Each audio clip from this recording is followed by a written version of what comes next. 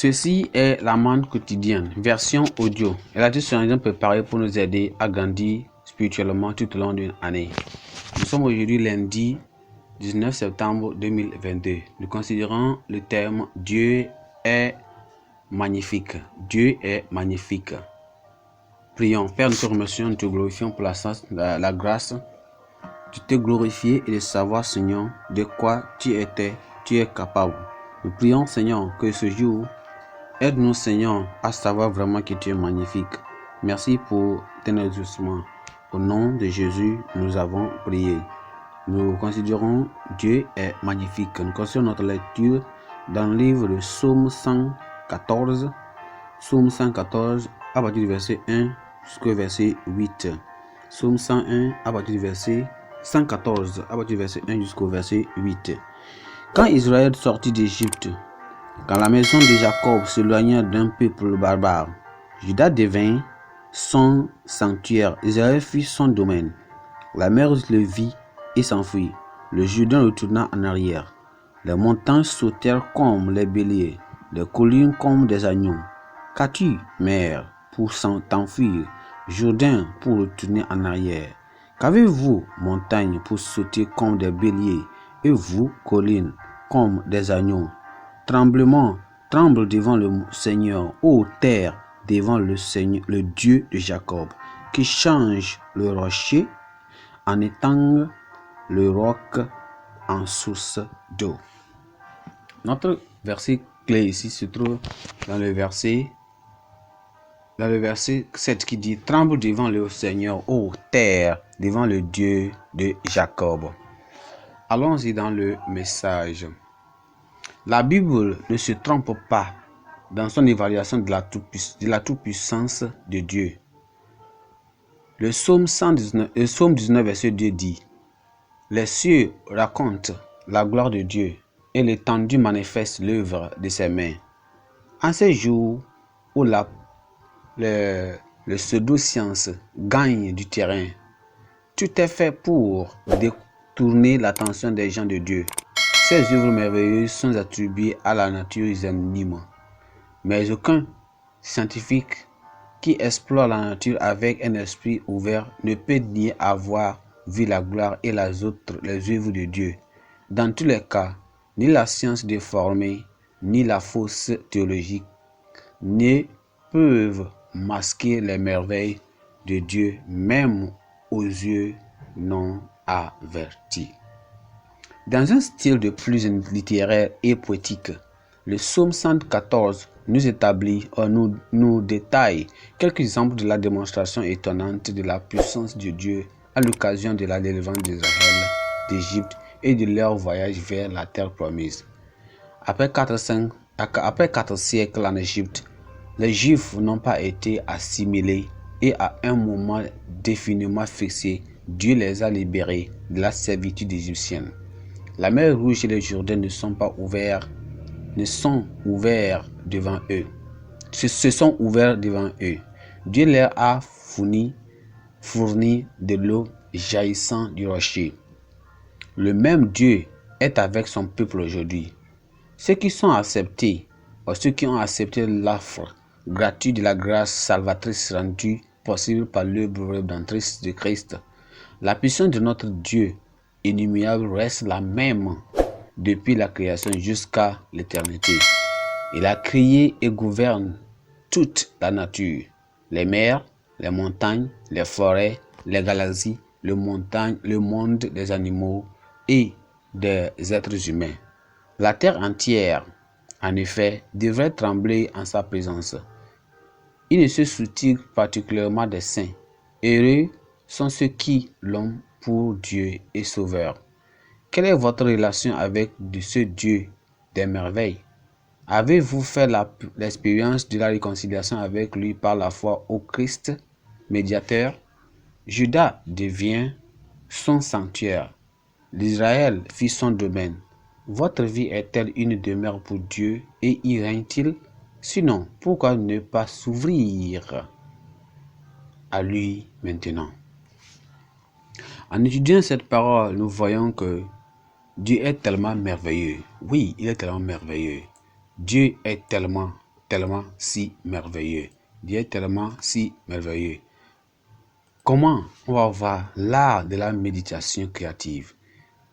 Dieu a commandé qu'en plus de la lecture et de l'étude de la parole de Dieu, nous devons la méditer jour et nuit. Dans Jésus chapitre 1, le verset 8. La méditation implique la lecture, la relecture attentive, la restitution, la rémunération, la réflexion et même quoi, la révisualisation. Oui, on va encore faire la visualisation. On va encore faire une révisualisation de la parole de Dieu afin d'approfondir et d'appliquer la parole pour une conviction plus profonde et une compréhension plus large. La croissance, la conviction, la compréhension, la perception et la maturité chrétienne dépendent en grande partie de notre habilité et de votre capacité à méditer la parole de Dieu de manière productive. Le psalmiste du psaume 114 montre magnifiquement la grandeur de Dieu et seuls ceux qui savent méditer peuvent apprécier parfaitement peuvent vraiment l'apprécier. En méditation, vous devez poser des questions et vous représenter la parole ainsi. D'abord, en faisant la méditation, vous devez poser cette question. Voilà la question que vous pouvez vous poser en faisant la méditation. Premièrement, que dit ce passage? Le passage que vous lisez, que dit ce passage? Deuxièmement, est-ce que je comprends parfaitement? C'est-à-dire, relire encore le passage. Soit plus lent et même attentive pour bien comprendre. Troisièmement, y a-t-il un bon exemple à suivre ou un mauvais exemple à éviter? Y a-t-il un commandement à respecter? Une promesse à réclamer? Ici, quelque chose à corriger dans ma vie? C'est comme ça on étudie la parole de Dieu. Quand vous lisez ça comme ça, vous allez étudier la parole de Dieu. Je dis premièrement, que dit ce passage? Le passage que vous lisez. Numéro 2, est-ce que je comprends parfaitement? C'est-à-dire, il faut encore relire encore lentement et attentif. Troisièmement, y a-t-il un bon exemple à suivre ou à éviter? Y a-t-il un mauvais exemple à éviter? C'est-à-dire que vous imitez les bons exemples et vous évitez les mauvais exemples. Y a-t-il un commandement à respecter? Une promesse à réclamer? Est-ce qu'il y a quelque chose selon ce passage à corriger dans ma vie? Alors, quand vous finissez, vous allez faire une réflexion. Dans cette réflexion, vous allez vous demander, y a-t-il une leçon pour ma vie et pour mes sujets de prière? C'est ce qu'on appelle après cela, vous avez ce qu'on appelle la rémunération. Okay? La rémunération. En rémunération, vous allez faire quoi? Vous allez demander quelque chose, vous allez avoir quelque chose à apprendre sur la grandeur, la gloire et la majesté de Dieu ou sur Christ dans le texte. Et maintenant, c'est ça qu'on appelle la révisualisation. Vous allez révisualiser cela. Alors, il y a aussi la loi de l'Éternel. La loi de l'Éternel est parfaite. Elle restaure l'âme. Le témoignage de l'Éternel est véritable. Il rend l'homme sage. Il y a aussi ce qu'on appelle l'impressionnant Emmanuel et Maître, Jésus-Christ. Son sanctuaire est parmi les gens de l'Alliance et les justes par les justes et pas n'importe quel endroit où people. Dans le verset 2. Votre cœur est-il qualifié pour être le sentier de Dieu? C'est ça que je vous pose comme question. Bien que certains êtres humains soient si aveugles qu'ils ne peuvent pas le voir ou le percevoir, la nature comme la mer le voit et répond avec crainte. Il est aussi apparu à la mer, c'est-à-dire la mer Rouge. Et la mer n'a eu d'autre choix que de fuir d'un côté et de l'autre côté. L'homme aujourd'hui ne peut que construire des ponts sur la mer, déchaîner, mais ne peut pas la séparer en deux. Mais Dieu, quelle est sa puissance? Dieu l'a fait. Gloire à Dieu. Comparez-vous la façon dont la mer, c'est-à-dire la mer Rouge par exemple, craint et respecte l'apparition de Dieu. Craignez-vous Dieu et lui obéissez-vous mieux que la mer et les forces de la nature? Sinon, pourquoi ne le faites-vous pas? Les forces de la nature sentent la présence. Sentez-vous et répondez-vous à la présence de Dieu mieux vaut que les forces de la nature. Pouvez-vous rappeler comment un animal s'enfuit craintivement à la vue d'un ange? Le mont Sinaï a littéralement tremblé, ou on va dire sauté en présence de Dieu, et les gens ont tremblé violemment. Dans Exode chapitre 19, verset 18. Quel genre de Dieu est-ce qui fait que les montagnes inamovibles ont été déplacées et qu'elles tremblent en sa présence?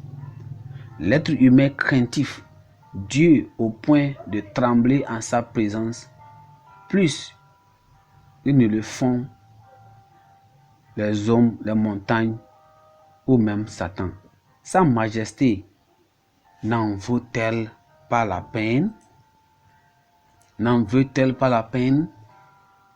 Dans le verset 7. Y a-t-il un cœur endurci qui ne puisse être brisé si la présence peut faire trembler une montagne? Il a transformé le rocher en une fontaine d'eau pouvant satisfaire plus de 6 millions de personnes. Dans le verset 8. Y a-t-il une vie, une entreprise, une destinée, etc.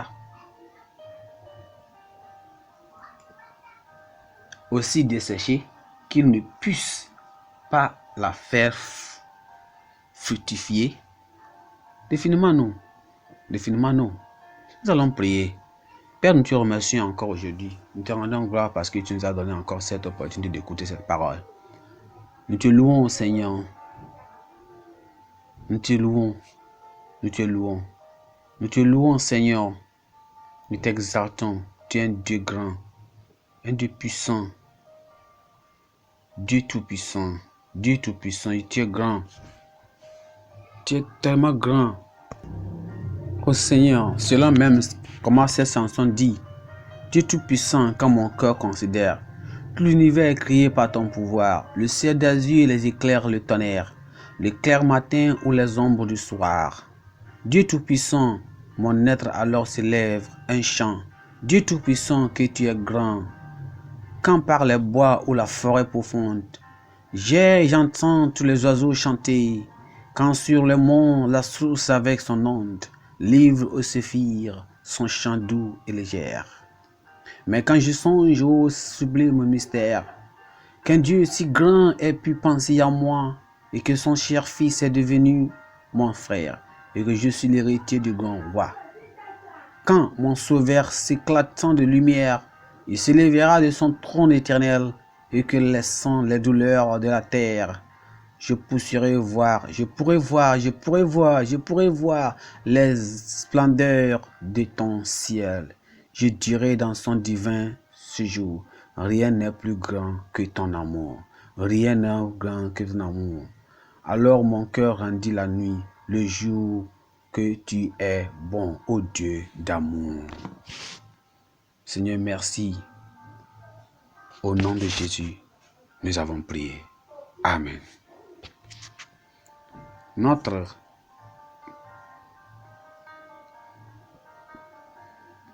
pensée du jour dit, plus votre Dieu est grand, plus petits sont vos problèmes. Plus votre Dieu est grand, plus vos petits plus petits sont vos problèmes. Merci.